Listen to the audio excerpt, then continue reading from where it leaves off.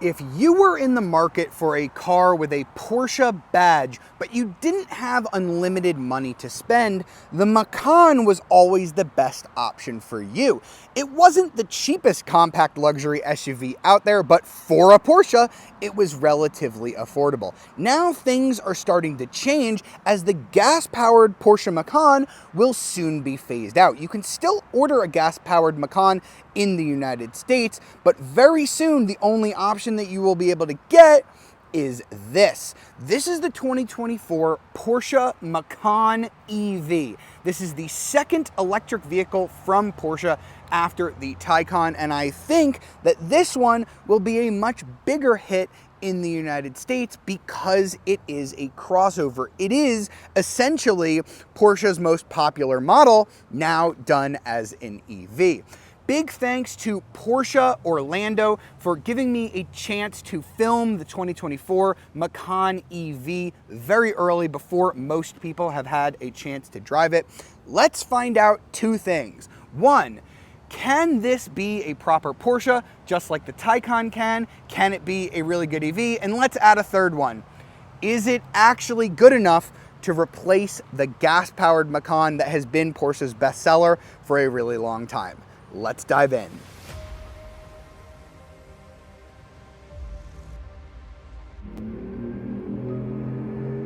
Now for this comparison, I am really glad that Porsche Orlando happened to have a couple of certified pre-owned gas-powered Macans sitting right here so I could compare and contrast with the new EV. Now, the Macan EV does look a little bit different, significantly different from the gas-powered model. It is not the same car. They didn't just take a gas-powered Macan and stick an electric drivetrain. This is a ground-up new vehicle. It's about 2 inches, a little over 2 inches longer than the gas-powered Macan, but the wheelbase is actually more than 3 inches longer, so you should get a little bit more space there on the inside compared to the Macan, which was pretty tiny even for its segment. Now, the way that they were able to do that, add 3 inches to the wheelbase while only making the car about 2 inches longer, is because the overhangs are a little bit shorter, front and rear, from the wheelbase. You can kind of see that when looking at both vehicles from the side. The other thing that you'll notice is that the regular Macan has more of an upright look there at the back. The Macan EV, especially as we get to the back here, it almost looks like a Macan coupe. They don't call it that. It's not like the Cayenne coupe, but it definitely has a Cayenne coupe stylistic rear end. So that is kind of interesting that they went for that, probably for aerodynamics. This car does have some really good aero despite being a crossover. You get some active aerodynamics as well.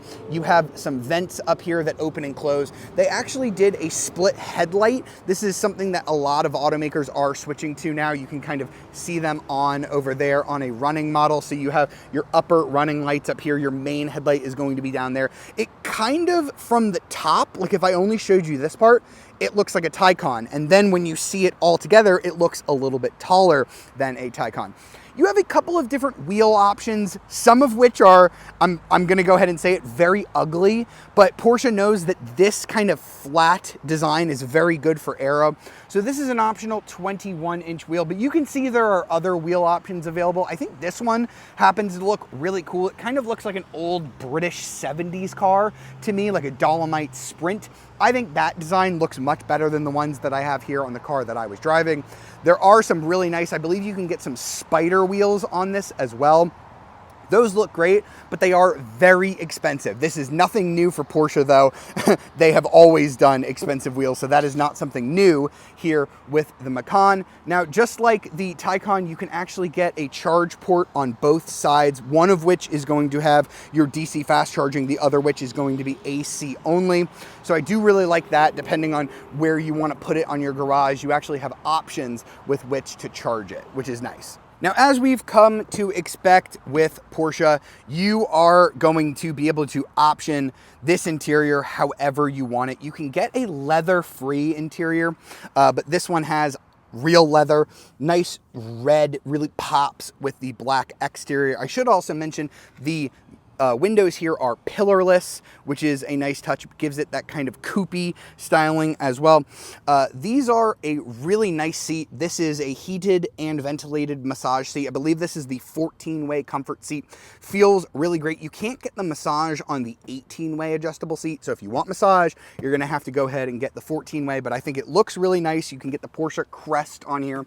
That is an optional extra. That looks fantastic. I would go ahead and get that, but you gotta go ahead and get ventilated seats when you're in a car that's this expensive. Let's go ahead and hit the start button, which is still on the left, as Porsche likes to do, and we'll check out the rest of the interior. Now, just like the Taycan, we have this really cool curved display here. It measures 12.6 inches for your cluster. There are different ways that you can adjust this, so you can have it do different things. You can have it be a full color map. You can also get a really nice augmented reality display. That is optionally extra. It's not looking too great on my camera right now, but it does look really good in real life, which is nice. We've got the nice Porsche Sport steering wheel that we've come to expect with our drive mode select. We do have a new infotainment system that works really well with wireless Apple CarPlay, wireless Android Auto. You can also get a passenger screen here. I'll try and get some B-roll of that from the Macan Turbo that is on the inside, because this vehicle that I have doesn't have it. I am very thankful that we just have normal air vents here. You don't have to adjust them via the screen. I found that really annoying in the Taycan, if I'm being honest. I'm actually really loving this Sport Chrono gauge. So this is not actually the Sport Chrono gauge. This is a similar version, but it actually has a compass in there. I really like having just like a physical compass in the car, not like a digital one on the screen, just like a really nice mechanical bit in a car that is very digital. I think that is a really nice touch. I love that it's red color matched to match the rest of the interior. We've got red seat belts as well. If you're curious as to how much this exact Macan costs, we'll talk about pricing a little bit later, but I did just want to show you the window sticker for this one. So we're looking at a $78,800 starting price, and you can see which options we have, bringing the price to just under 100 grand. I think this is about as perfect as you could do a Macan options wise. I don't need any more than this. I don't need any less than this. This is about the right way to do it, and you can keep it under that magic 100 grand number. Now, if I had to start being somewhat critical of the Macan EV, it's going to be here in the back seat. The regular Macan was never a huge vehicle back here, but sitting behind myself, it is quite tight back here. I could move the seat up just a little bit, but honestly, this is not a great back seat. Headroom is not that great either. So if you're looking for a really spacious EV that you're going to be carrying passengers around in, this is not the best option. Now, in terms of the rear trunk space, you're actually going to be getting about 1 cubic foot more than you would get in the gas-powered Macan, but that is with the seats up. When you fold the seats down, you're actually going to be getting a little bit less space than you were getting in the gas-powered Macan. And as you can see, I just hit the little switch to fold down the seats, and they bumped right into those back seats and did not really fold flat. But we do have our charging case back here. We also have a front trunk as well. So you do have a little bit more storage in here, which you obviously did not have in the gas-powered one. I believe you're supposed to swipe your hand across it, although that doesn't always work super well. You do always have the option of using the key fob, which I have in my pocket. Let's go ahead and hold that up. And now you can see a decent amount of storage. You can maybe fit a briefcase or your charging cable, whatever you want there in the front. All right, now let's get out on the road in the all-new Porsche Macan EV. This is the second all-electric car from Porsche. I have driven the first electric car from Porsche, the Taycan, many, many times, and I've said about it that it is perhaps the most engaging electric car on sale today. I know the Hyundai Ioniq 5N makes some really cool noises and it has shifts, but from a pure dynamics point of view, Porsche is still the boss when it comes to engineering a car, and I want to see if what they did with the Taycan transfers over into this Macan EV package, because the Taycan just had this amazing steering. It had such a nice chassis balance. It was so powerful, and so good to drive, it felt like a proper Porsche that just happened to be an electric car. Now at launch and as of this filming, there are only 2 versions that you can get of the Macan EV. You can get the Macan 4 or you could get the Macan Turbo. We are driving the former, which is currently the base model. I'm told that a rear-wheel drive regular Macan 2 will be available as well. So both of these setups are going to be dual motor all-wheel drives. There is not a rear-wheel drive rear motor version as of yet. I think the Macan 4 is going to be plenty for most people. With the overboost function engaged, you're going to be getting 402 horsepower, 479 pound-feet of torque. That's going to get you from 0 to 60 in just under 5 seconds and a top speed of 136 miles per hour. It's pretty comparable to what you'd get from a higher-powered, gas-powered Macan. Now, if that's not enough for you, you can get the Macan Turbo. That's going to up it to 630 horsepower, 833 pound-feet of torque. That's with overboost, 0 to 60 in just 3.1 seconds, although I believe Porsche's estimate on that is very conservative. You'll probably hit 0 to 60 in under 3 seconds. In fact, let's go ahead and put it into our sport setting here, and let's see what we can rip off from 0 to 60 here. Ready? Whoa, that's quick. You can hear it makes some really cool futuristic noises. That was 0 to 60 in 4.82 seconds. So, as I suspected, unfortunately, I'm not driving the Turbo to confirm whether or not that sub 3 second time is going to be possible. But I can tell you that a Macan 4 just blew past Porsche's estimate. They said it would do it in 4.9. I just registered 4.82. Very first time out, launch control, just foot on the brake, foot on the accelerator. 4.82 seconds is what I got from 0 to 60 in this. That is pretty darn impressive. Now, all Macan EVs are going to be riding on a two valve dampers with air suspension, Porsche active air suspension. So the ride comfort on this is really great. You'd expect something sporty with a Porsche crest on it to have kind of a firm ride, but not so here. We're in sport mode right now. The road surface that I'm on is not super torn up, but it's definitely not perfect, and it is soaking up the bumps brilliantly. I have no qualms with the suspension. We do not have the optional rear axle steering, which is the first time that you've ever been able to get rear axle steering on a Macan. And honestly, I'm not the biggest fan of rear axle steering. It's nice when you're like in a shopping, parking lot and you have tight angles that you're trying to get around, but when you're really trying to push the car, I don't think it's that great. It kind of changes how the back end moves around, but Porsche is one of the best at trying to make it less noticeable. So I'm not telling you not to get the rear axle steering. I'm just telling you that without it, it is still a really nimble car that is very fun to drive. And now we get on to the major question. Does it still feel like a proper Porsche? And I'm going to go ahead and answer that immediately.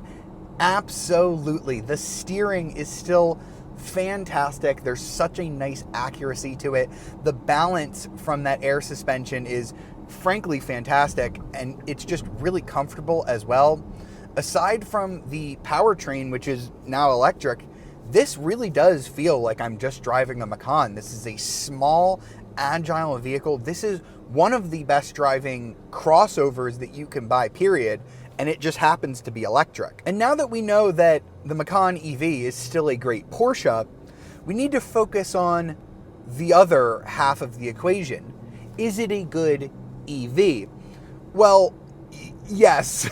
Just like how the Taycan was a really good EV when it debuted, the Macan EV has some really good stats in that regard, and I think that Porsche just keeps getting better with its battery technology. We've got an 800-volt architecture, which if you are coming out with a new EV in 2024 and it doesn't have an 800-volt architecture, What are you doing? You're just way behind the times. That means when you plug this in on a 350 kilowatt charger, you will get 270 kilowatt speeds. That's pretty much all you can ask for. It's not the fastest in the industry, but it is really quick considering the battery size. You'll get from 10 to 80% in just 21 minutes.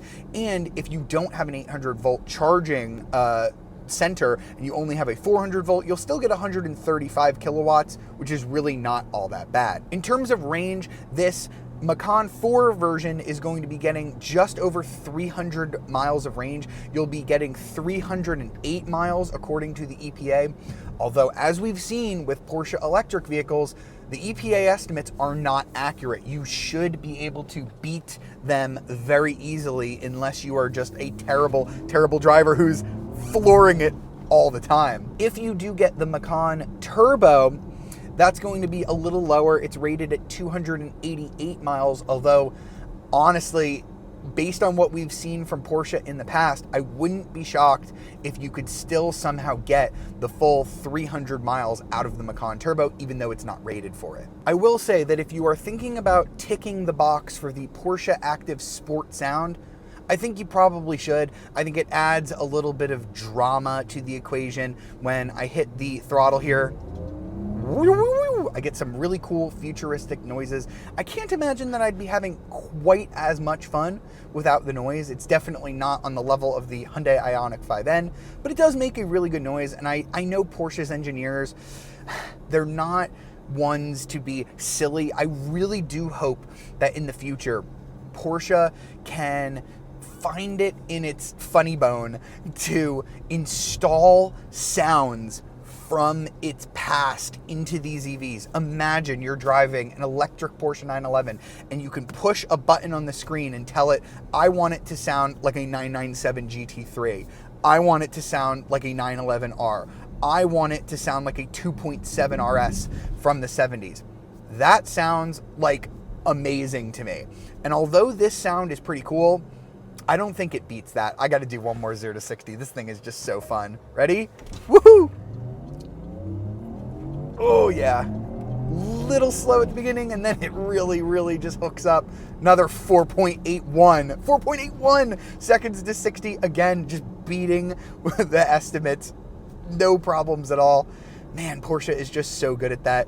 If the 0 to 60 time is underrated, I bet you the range is too. So if you can live with about 300 miles of range, which I think most people can, the Macan EV is going to be a great replacement for the actual Macan.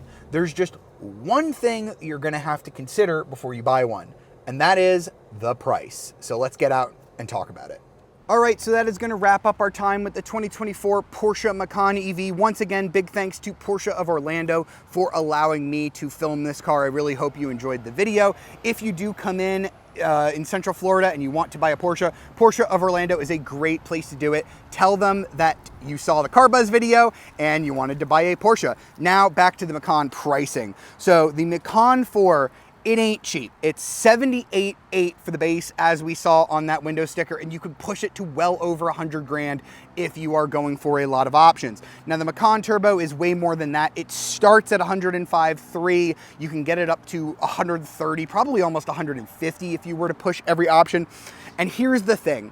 It is a little bit less than the Taycan, so that's good. It's a little bit more practical than the Taycan as well, but it's very expensive compared to a lot of other EVs, which are leasing so well right now. You're not gonna get a deal on the Macan EV. You have to just want a very, very well built, very fast charging, very nicely driving EV to want this. You can definitely get a better deal from BMW, from Audi, from Cadillac. There are way more affordable EV options that can definitely do a little bit better range. But if driving is your #1 priority and you just have to have a Porsche badge and you want it to come with a plug, the new Porsche Macan EV is a lovely, lovely option. You just have to be willing to pay the price for it.